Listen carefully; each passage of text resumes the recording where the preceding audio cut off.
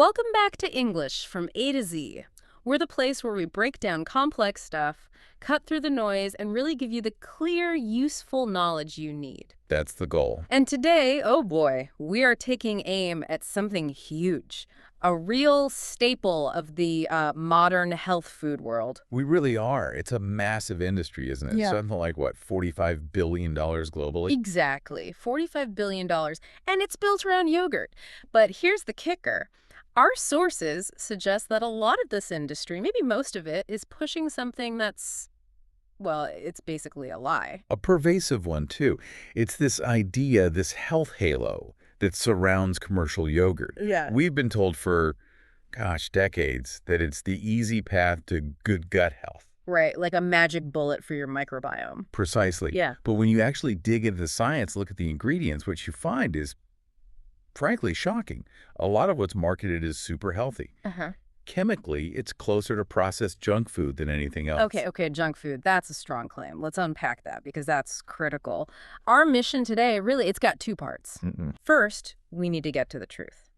What does that tub of supermarket yogurt actually do for your gut?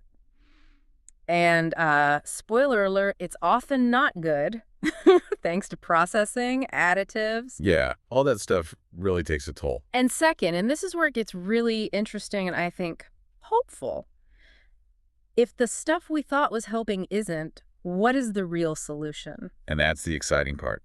The sources we've looked at point towards something quite profound. It's not about constantly adding new things from the outside. Like pouring seeds on concrete? Kinda, yeah. The real power, it seems, lies in activating what's already inside you. These vast microbial reserves that might just be dormant, waiting. Okay, Yeah. so this idea that we're reseeding our gut with yogurt. That's the core message, right? That's the advertising pitch. Eat this, and you'll repopulate your gut. But you're saying that's maybe not quite right? It's fundamentally flawed science, according to our sources.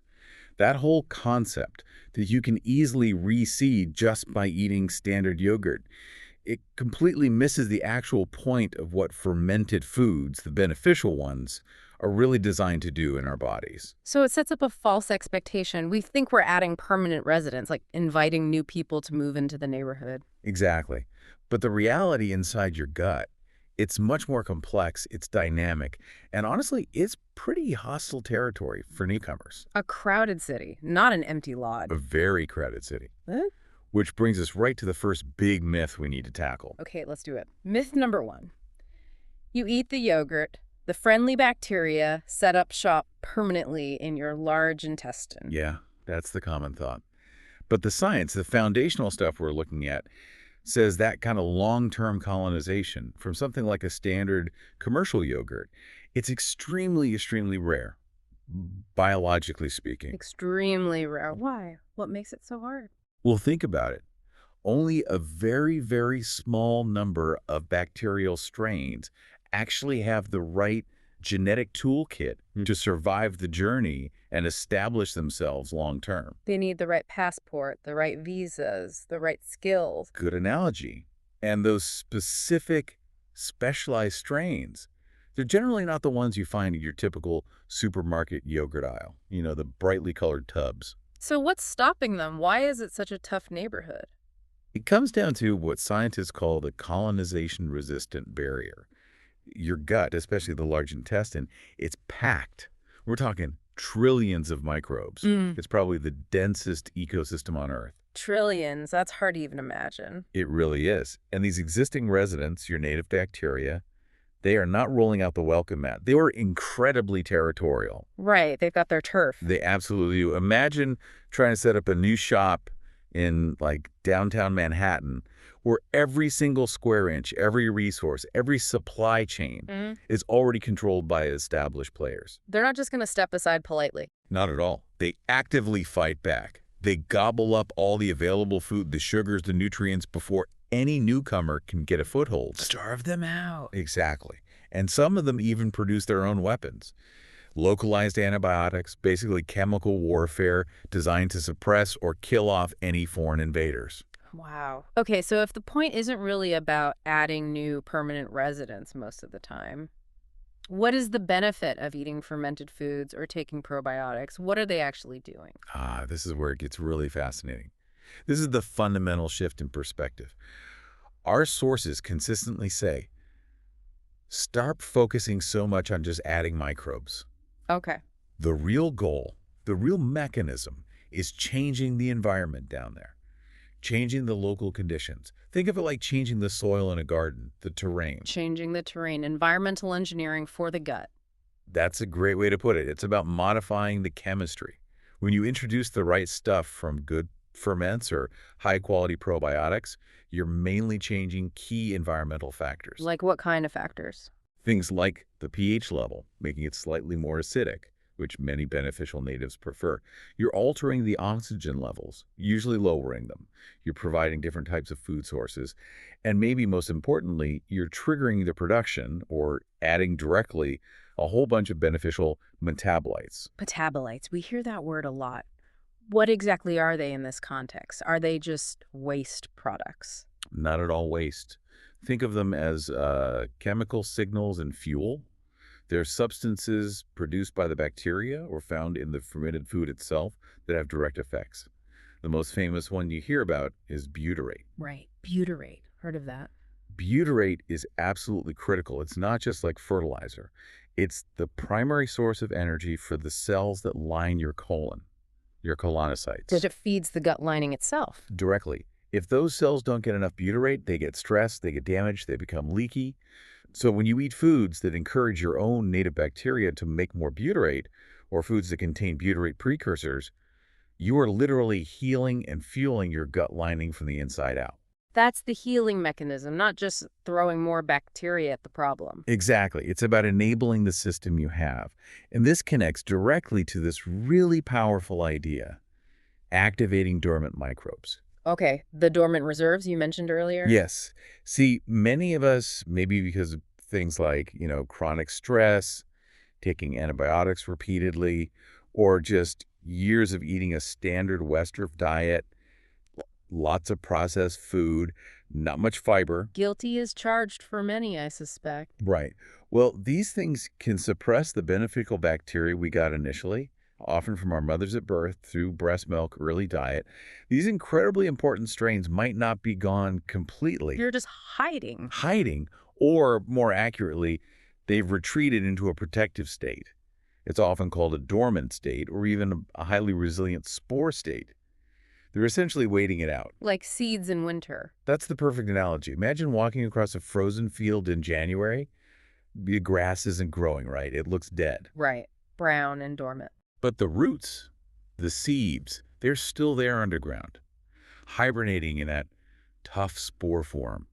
They're just waiting for the conditions to change, for the temperature to rise, for moisture, for the right nutrients in the soil to signal that it's safe to wake up and grow again. And that's happening inside our guts. We have these sleeping reserves. We absolutely do.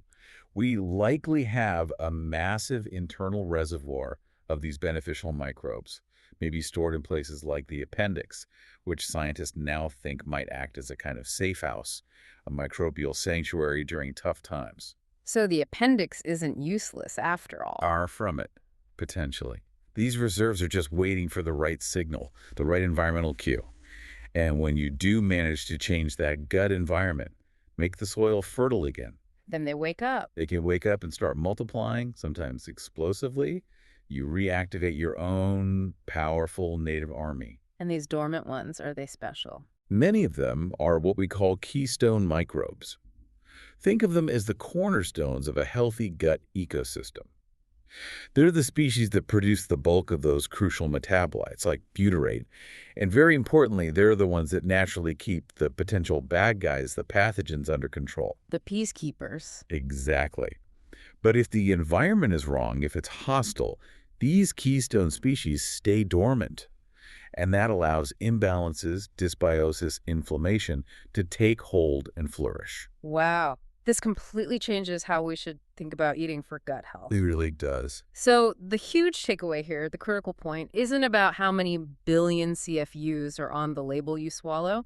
It's that the terrain, The chemical environment, the soil conditions, the available fuel, that's probably way, way more important than just adding temporary visitor. Exponentially more important.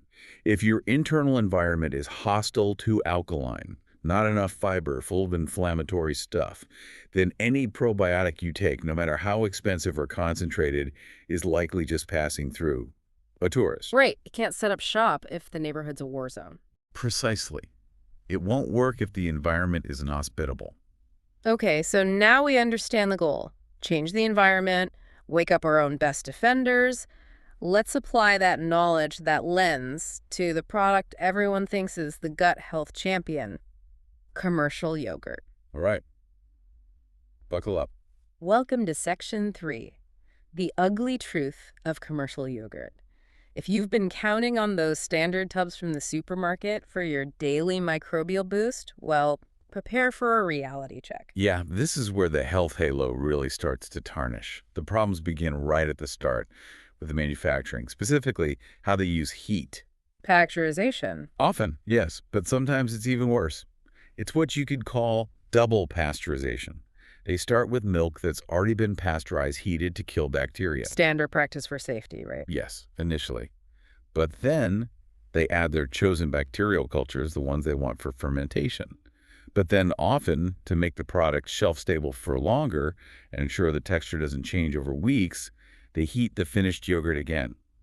Post-fermentation heating. Wait, they heat it after adding the supposedly beneficial bacteria? Frequently, yes. Yeah. Which means... Are killing the very things you just added. Exactly. So often what the consumer is actually eating is essentially the dead corpse of bacteria. They were there, they did a little bit of fermenting maybe, and then they were killed off by heat before packaging. So unless the label explicitly says live and active cultures. Even then, as we'll see, viability is a huge issue. But without that specific statement, you're very likely getting zero living microbial benefit. Yes. Just dead cells. That's depressing. Okay, what else goes wrong? Beyond the heat, there's the massive issue of time, or rather the lack of it. Real traditional fermentation, that's where the magic happens biologically. How so? Well, the microbes need time to eat the lactose, grow, multiply, and crucially, produce all those beneficial compounds we talked about, the organic acids, the metabolites that change the terrain. Right, the stuff that actually does the work. Exactly. Traditional yogurts, homemade ones, or specific cultural types like Bulgarian yogurt might ferment for, say, 8 hours, 12 hours, sometimes even 24 to 36 hours for really potent results. Okay, that sounds like a proper process. It is. Now compare that to the commercial reality. To pump out vast quantities quickly and meet market demand, how long do you think they often ferment for? I'm guessing not 36 hours. Try 1 to 2 hours. Maybe slightly more sometimes, but often incredibly short. 1 to 2 hours, that's barely enough time for the bacteria to wake up, let alone do any serious work. Precisely. And that shortcut directly impacts the dose you might get. Which brings us to the numbers game.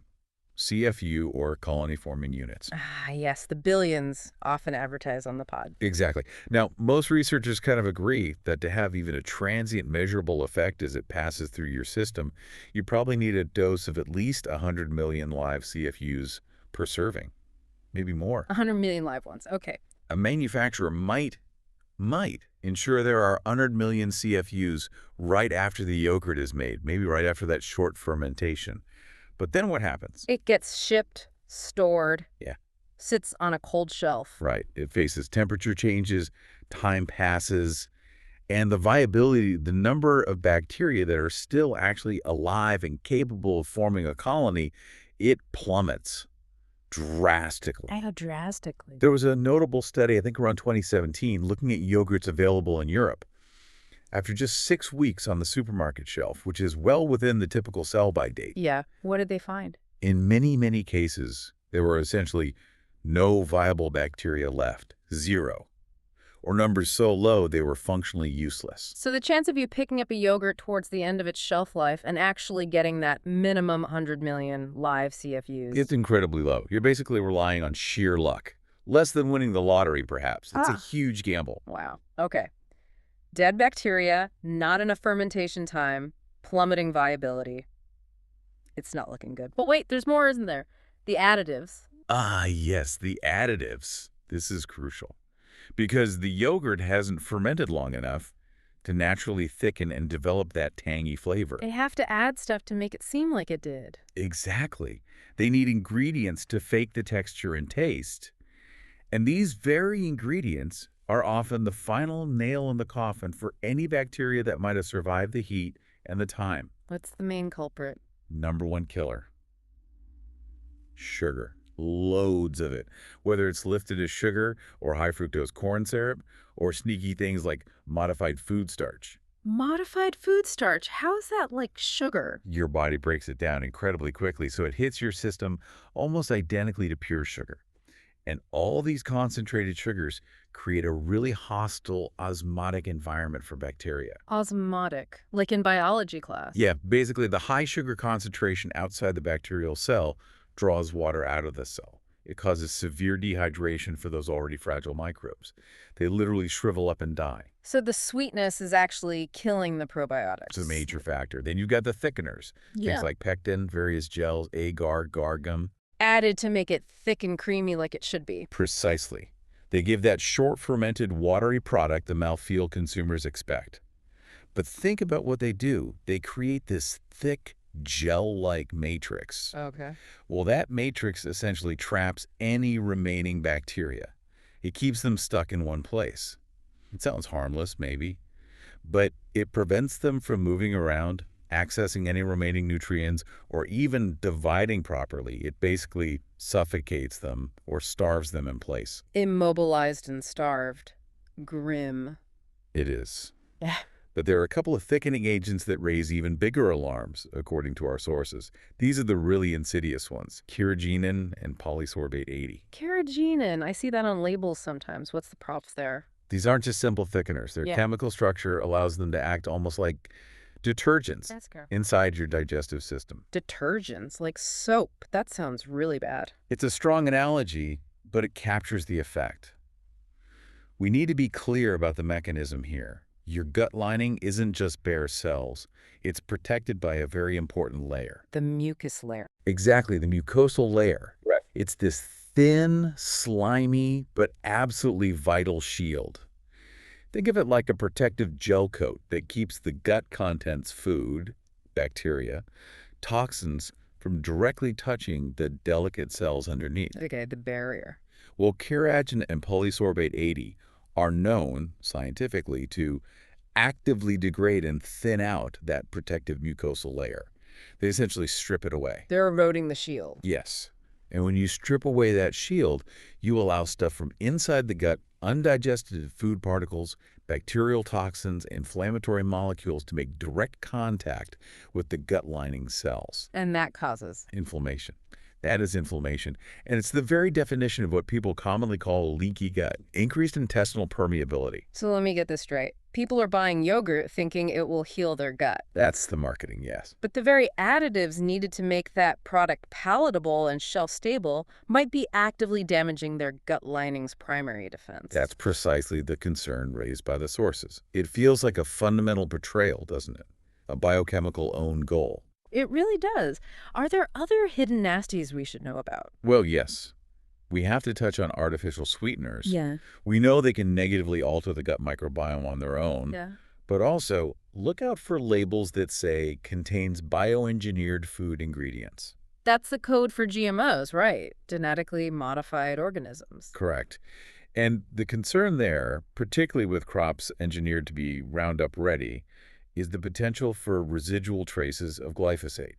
Glyphosate, the herbicide in Roundup. Why is that a problem for gut bacteria? Because glyphosate wasn't just developed as an herbicide, its manufacturers also patented it as an antibiotic. An antibiotic? Seriously? Yes. It works by disrupting a specific metabolic pathway called the shikimate pathway. Plants use it, but critically, so do many bacteria. It's designed to kill them or inhibit their growth. So if you're eating yogurt supposedly for the bacteria, but it might contain traces of something designed to kill bacteria. You're completely undermining the entire point. It's like trying to plant flowers while spraying weed killer. The gut ecosystem is getting hit from multiple angles.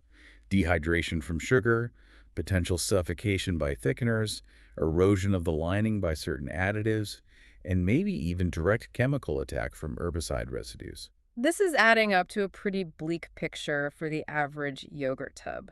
Let's make it concrete. What about the sugar content? You mentioned it's high. Oh, it's often incredibly high. Take a typical small single-serving container, maybe just 4 ounces. You might look at the label and see, say, 25 grams of total sugar. 25 grams? That's like 6 teaspoons of sugar, isn't it? In a tiny pot. Exactly. And maybe 19 grams are listed as added sugar, but the rest often comes from that modified cornstarch or fruit purees that act just like sugar in your body. This product is engineered primarily for sweetness and texture appeal. Microbial health is frankly an afterthought, if it's a thought at all. So that claim we started with that it's closer to junk food? When you look at the sugar load, the processing, the dead bacteria, the potentially harmful additives, it becomes much harder to argue against that conclusion. It's often a high-sugar, processed food that we've somehow convinced ourselves is healthy, even feeding it regularly to children. Can you give us an example ingredient list? What might we typically see? Sure, let's pull a common one. You might see cultured grade A, reduced fat milk, strawberries, sugar, fructose, modified food starch, kosher gelatin, natural flavors. Okay, so far, maybe. Then agar, carrageenan. There it is. Red flag. Huge red flag. Yeah. And maybe carmine for color, which incidentally often comes from crushed insects, but that's another story. Okay. And they might boast about added vitamin D, but you look closer and it's maybe 80 IU. That's a tiny, negligible amount towards your daily need. The entire formulation screams profit maximization and shelf appeal, not genuine gut health based on the science. Right. It's completely detached from the real mechanisms we discussed, changing the terrain. Okay. So, if commercial yogurt is, for the most part, failing us spectacularly in this mission of changing the gut environment, if it's not waking up those dormant reserves, where do we turn? What actually works? Good. Let's move into the actionable intelligence. Section 4. What are the superior ferments and strategies? Yes, please. We need solutions. Okay, the first step mentally is a recalibration. We have to consciously stop obsessing over that CFU number on the yogurt pot. It's often misleading or irrelevant. Right. Focus on the terrain. Exactly. Focus on finding concentrated ways to deliver the compounds that create that rich, healthy, slightly acidic, low oxygen environment that your native good guys love. So what's option number 1, if not yogurt? Well, often a better starting point, especially if you suspect significant imbalance, can be high-quality, targeted probiotic supplements. Probiotic pills or powders, why are they better? Primarily concentration and stability. A good probiotic supplement can offer anywhere from 100 to even 1,000 times the concentration of bacteria compared to a typical yogurt serving. You're getting a defined, potent dose. Okay, concentration matters if you want an effect. And critically, the form they're in. Most high-quality probiotics are freeze-dried. Freeze-dried? Why is that important? Remember the dormant spore state we talked about? Freeze-drying essentially puts the bacteria into that highly resilient protected state. It makes them much, much better equipped to survive the harsh acid bath of your stomach. Ah, so they actually make it to the large intestine alive. Far more reliably than the fragile, potentially damaged bacteria in yogurt. And our sources suggest that if you take these spore-forming probiotics consistently, repetitively over time, these actually stand the best chance of achieving that rare, true reseeding effect, or at least significantly influencing the environment. Okay, so quality supplements are a serious option. What about other fermented foods? Definitely. Moving up the ladder from standard yogurt, kefir is a significant step in the right direction. Kefir. That's the thinner, drinkable, yogurt-like stuff, right? Often quite sour. That's the one. That sourness, that tang, is actually a good sign. It indicates a more active, longer fermentation process has occurred. And what makes it superior, microbially speaking? Diversity. Kefir isn't just made with bacteria. It's a symbiotic culture of bacteria and beneficial yeasts working together. This combination, often called SQBY or kefir grains, can contain a huge variety of strains, sometimes 30, 40, even 50 different types. 50 strains compared So and compared to maybe 2 or 3 basic strains in most commercial yogurts, that much greater diversity helps create a more complex, resilient, and stable gut environment.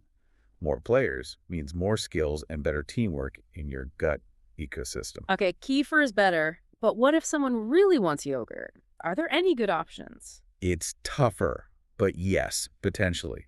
The guidelines have to be really strict, though. Play 'em honest. You absolutely must look for unflavored and unsweetened varieties, plain only. No fruit on the bottom. Definitely not. Look for whole milk yogurt, ideally from grass-fed animals. If you can find it, cow, sheep, or goat milk can all be good. The fats are important. And the ingredient list. Minimalist. Just milk and cultures. Absolutely no carrageenan, no polysorbate 80, no gums, no artificial sweeteners. Check meticulously. Sometimes looking for specific traditional types, like authentic Bulgarian yogurt, can be better as they might adhere to older, slower fermentation methods. Okay, stringent, but possible. But now, Yeah. what's the real champion? If we want to truly transform the gut environment. According to the sources we reviewed, the undisputed heavyweight champion of environmental gut modification is probably raw, naturally fermented sauerkraut. Sauerkraut, okay, fermented cabbage. But wait, huge caveat here. We are not talking about the shelf-stable stuff in cans or jars sitting warm on the grocery store aisle. Why not? Because that stuff has been pasteurized. Mm-hmm. Heated to kill everything for shelf stability. All of those beneficial microbes are dead. You're just eating salty, cooked cabbage. No significant probiotic benefit. So we need the raw, refrigerated kind, usually in a glass jar in the cold section. That's the one. The stuff that might even fizz a little when you open it, that's the sign it's alive. And why is that sauerkraut so powerful? Because it delivers what I like to call the power trio for gut health, all in one package, perfectly synergized. The power trio. Okay, what are they? First, you get prebiotics. That's the fiber from the cabbage itself. It acts as food and physical scaffolding for your existing good bacteria, fuel for your native team. Okay, number one, prebiotics. Second, you get the probiotics. A massive load of live, beneficial lactic acid bacteria that were generated during the natural fermentation process. These are the live helpers. Number two, probiotics. Makes sense. And third, and this might be the most important for changing the terrain, you get postbiotics. Postbiotics, what are those? These are all the incredibly beneficial byproducts of the fermentation process. Things like those short-chain fatty acids we mentioned, vitamins produced by the bacteria, enzymes, organic acids, bits of bacterial cell walls, all sorts of amazing compounds. So not the live bacteria themselves, but the stuff they made. Exactly. And these postbiotics are often more stable than the live bacteria. They survive digestion easily, and they directly nourish the gut lining and signal to your native microbes. It's the complete gut support package. Food, helpers, and beneficial signals all integrated. Wow. Pre, pro, and post. All from fermented cabbage. And cabbage itself, even before fermenting, is amazing. But when fermented into sauerkraut, it becomes a nutritional powerhouse for the gut. It's incredibly rich in polyphenols. Polyphenols, those antioxidant compounds found in plants. Yes, and they are fantastic for the microbiome. They act as selective prebiotics, meaning they specifically feed the beneficial bacteria, helping them outcompete the less desirable ones. Sauerkraut is often cited as one of the very best food sources of these gut-loving polyphenols. Okay, what else does it have? Remember those metabolites. Sauerkraut delivers. You get a great dose of those short-chain fatty acids, or SCFAs, like butyrate, acetate, propionate. The fuel for the colon cells. Precisely. Critical for gut barrier integrity. Reducing inflammation. You also get compounds like sulforaphane, which is well studied for its potent anti-cancer properties. And you get a really high concentration of organic acids, especially lactic acid. Lactic acid, that's what makes it sour. Yes, and that's crucial. Those organic acids dramatically lower the pH in the local gut environment. They create those slightly acidic conditions that we talked about. The signal. Exactly. That acidic shift is like a wake-up call to those beneficial, native, dormant microbes. It tells them, hey, conditions are right now. It's safe to come out of hibernation, out of remission, and start growing and balancing things out again. So the sourness is literally helping to reactivate our internal reserves. That's a key part of the mechanism. Right. Plus, sauerkraut is a good source of glutamine. Glutamine. Yeah. Important for muscle repair, right? Yes, but it's also absolutely essential for healing the gut lining. It helps repair the tight junctions between gut cells, strengthening the barrier and reducing leakiness. And here you get it naturally alongside all the other synergistic compounds. Incredible. It really seems to cover all the bases. It does. But there's one more unique compound highlighted in the sources about sauerkraut that's really remarkable. Smithionine. Smithionine. Never heard of it. It's often called a vitamin U. Vitamin U. Why U? The U stands for ulcer. It got that nickname because early research showed it had a powerful ability to help heal peptic ulcers. Even raw cabbage has some of this unique compound, which is known to be highly anti-inflammatory and promotes healing of the lining of the digestive tract, particularly the colon. So raw cabbage is already good for healing the gut lining. Yes, but here's the magic of fermentation again. When you ferment that cabbage into sauerkraut, the process doesn't destroy the Smithionine and vitamin U. It increases it. Increases it. By how much? The concentration can increase by nearly 3 times. So you're getting a massively amplified dose of this potent gut-healing anti-inflammatory compound that specifically helps regenerate the cells lining your colon. It's incredibly valuable if there's been damage from inflammation or those additives we discussed, like carrageenan. 3 times the healing power? Just from fermenting it. That's amazing. It really highlights the transformative power of natural fermentation. Okay, one practical tip. How should people consume sauerkraut for the best effect? Just eat the shredded cabbage. Eating the cabbage is great for the fiber, the prebiotics, but a really potent tip from the sources is to also consume the juice. The brine, the liquid in the jar. Exactly.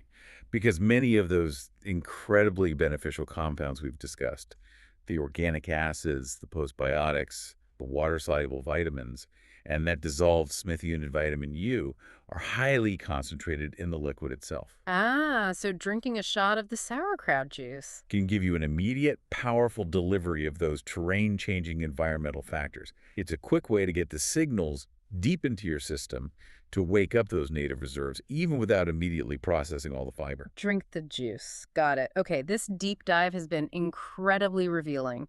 We've gone from the $45 billion myth to the nitty-gritty of gut terrain. It's quite the journey. So let's try to synthesize this. What's the absolute core lesson?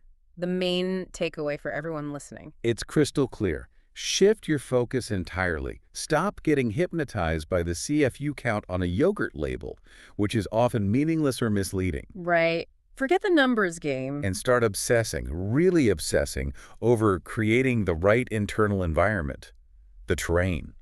Seek out foods and strategies that deliver those rich polyphenols, those concentrated organic acids, those powerful postbiotics, and the prebiotics to feed your native team.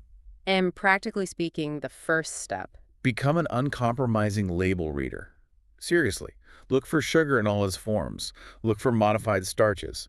And if genuine gut health is your goal, you absolutely have to treat ingredients like carrageenan and polysorbate 80 as non-negotiables. Avoid them like the plague, understanding they can actively undermine your gut's protective lining. So it's about subtraction as much as addition. Removing the damaging factors is step 1. Absolutely critical. You have to clear the toxic waste before you can rebuild the city. This whole conceptual shift, moving from just adding temporary bacteria to fundamentally changing the soil, to awaken the powerful reserves you already possess, that feels like the real key to long-term sustainable gut health. That is the core mechanism, yes. It's about working with your body's innate intelligence, not just constantly trying to patch it up from the outside. And thinking bigger picture, optimizing this internal terrain, it's not just about digestion, is it? Does it go further? Oh, much further. The implications are profound and extend way beyond just reducing bloating or improving regularity. Our sources touched on some really groundbreaking work, especially involving one specific keystone bacterial strain called Lactobacillus reuteri. L-readery. Okay, what's special about that one? Well, when the gut environment is optimized to allow L-readery to flourish, its presence and activity have been scientifically linked to increasing your body's production and release of oxytocin. Oxytocin. Wait, that's the love hormone or the cuddle hormone, right? Mhm. Associated with bonding, trust, social connection. That's the one. The direct link between a specific gut microbe thriving and the levels of a fundamental neurochemical governing our social behavior. It's just astounding. So the state of our gut bacteria could literally influence how connected or trusting we feel. The research strongly suggests that pathway exists. It implies that when your gut terrain is truly healthy, it sends signals up to the brain via the vagus nerve and other pathways that essentially tell your entire neurological system. It's safe. You can relax, connect, thrive. Wow, so optimizing the gut isn't just about less inflammation down there. It seems to ripple outwards, influencing potentially everything. Research links a healthy microbiome, and sometimes L-readery specifically, to benefits like increased muscle mass, more stable mood, reduced anxiety, and profoundly lower physiological stress responses. It forces you to ask a really fundamental question, doesn't it? What's that? Are these food choices we make, choosing sauerkraut over sugary yogurt, are they just fixing our digestion? Or are they actively optimizing our entire way of being, our cognitive function, our social interactions, our emotional resilience? That's the truly provocative thought, isn't it? Food is medicine, yes, but maybe medicine that acts as a communication channel between the trillions of microbes within us and the very core of our human experience, our brain, our mood, our connections. A profound place to end, indeed. Hopefully, everyone listening now feels equipped with the knowledge, the detailed understanding to make truly informed choices for their own internal terrain. Read those labels, focus on the environment, and maybe give that sauerkraut juice a try. Thanks for joining us on this deep dive. We'll see you next time for the next one.